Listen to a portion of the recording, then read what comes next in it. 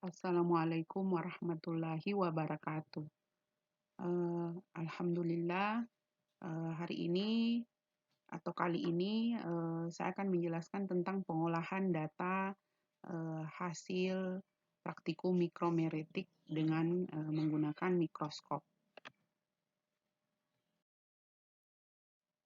Ada 5 langkah yang harus kalian kerjakan, yaitu pertama, melakukan kalibrasi mikrometer okuler, menentukan ukuran partikel terbesar dan terkecil, menentukan jangkauan kelas, menentukan banyaknya kelas, dan menentukan interval kelas. Kalibrasi mikrometer okuler. Jadi kalibrasi ini adalah membuat skala pada mikrometer okuler dan mikrometer objektif berimpit. Nah, contohnya di sini jika skala pertama dari mikrometer okuler itu terletak pada skala 1 dan objektif juga terletak pada skala 1, kemudian kita mencari skala berikutnya yang berimpit antara keduanya. Nah, contohnya misalnya yang berimpit itu adalah pada skala kedua dari mikrometer okuler itu pada skala 7 dan di objektif pada skala 5. Kemudian kita mencari jarak garis antar okuler dengan rumus skala objektif dibagi skala okuler dikali 0,01 mm, di mana 0,01 mm itu sebenarnya adalah jarak antar garis dari skala objektif.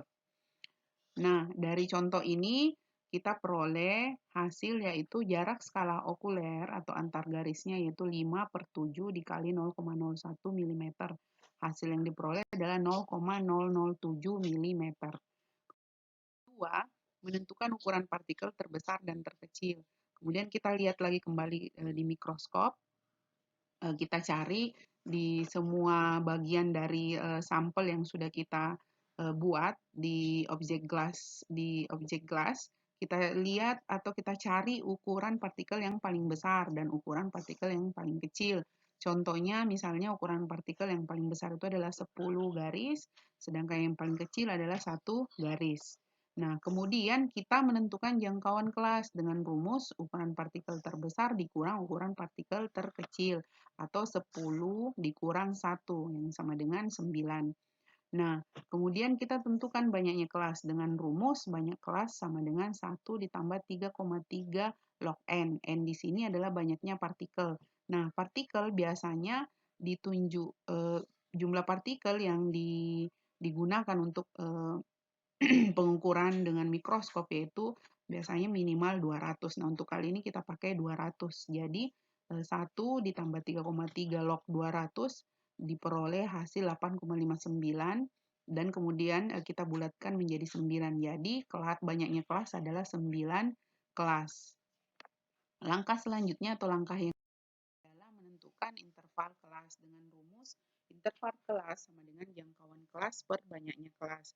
Nah, tadi kita sudah dapatkan bahwa jangkauan kelas itu sama dengan 9 dan banyaknya kelas itu sama dengan 9, sehingga 9 bagi 9 sama dengan 1. Jadi interval kelas di sini adalah sama dengan 1. Nah, kemudian kita buat tabel, kita membuat tabel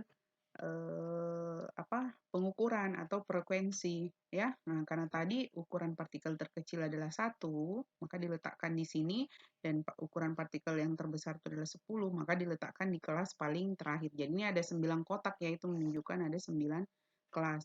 Kemudian yang masuk pada kelas yang pertama itu adalah dari ukuran partikel terkecil ditambah dengan interval kelas, yaitu ditambah 1. Jadi 1 sampai 2. Tapi di sini kita menuliskan mengurangi 0,1 ya, jadi kita dapat 1,9. Kemudian dari 2 sampai 2,1 sampai 3.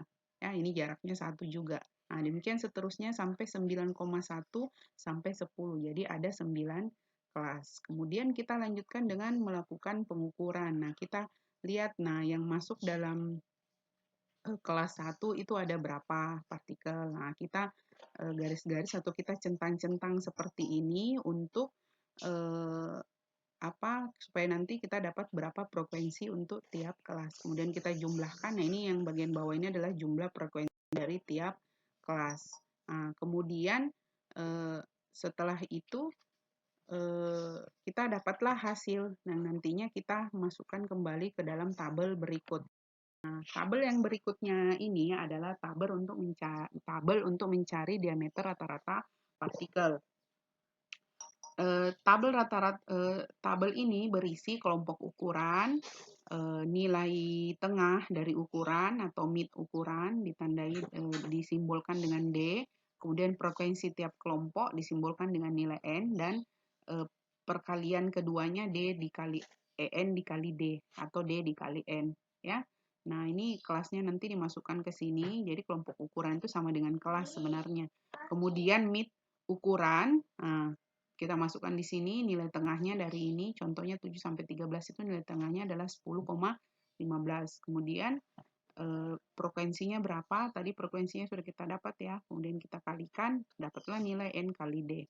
Nah, hasil dari semua kelas ini kemudian kita jumlahkan, jadi kita dapat nilai jumlah dari N dan jumlah dari N kali D. Kemudian kita masukkan dalam rumus diameter rata-rata partikel atau D average. Itu sama dengan sigma N dikali D atau jumlah dari N kali D dibagi jumlah dari N atau sigma N. Ya. Nah, dari sini akhirnya kita mendapatkan diameter rata-rata partikel yang kita ukur. Saya kira ini yang bisa disampaikan, mudah-mudahan paham. Assalamualaikum warahmatullahi wabarakatuh.